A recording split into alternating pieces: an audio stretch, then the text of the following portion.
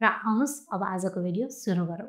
2068 साल पुस 27 गते बिहानको यस्तै 9-10 बजेतिर बुवा हरेराम ढकालले आफ्नी छोरी गीता ढकाललाई फोन गर्छन् र फोन गर्दाखेरि चाहिँ छोरी गीता ढकालको हालखबर सोध्दै जाँदा गीताले चाहिँ आफ्नो खुट्टामा फ्र्याक्चर आएको भनेर आफ्नो बुवालाई बताउँछिन् र बुवा हरेराम ढकालले चाहिँ त्यसो भए हाम्रो घरमा आऊ बस्न भनेर छोरीलाई भन्छन्। तर छोरीले चाहिँ होइन खुट्टामा चोट लागेको छ, म यहीँ नै रेस्ट गर्छु भनेर आफ्नो बुवालाई भन्छन्। ल ठिकै छ त्यसो भए रेस्ट गर भनेर बुवा हरेराम ढकालले आफ्नै छोरीलाई भनेपछि उनीहरूको फोन बन्द हुन्छ। र यस्तै फेरि 2-3 बजेतिर बुवा हरेराम ढकालले छोरीको हालखबर के कस्तो छ भनेर बुझ्नको लागि 3 बजेतिर फेरि छोरी गीतालाई फोन गर्छन्। र दिउँसोको 3 बजेतिर फोन गर्दा चाहिँ गीताको फोन स्विच अफ आउँछ।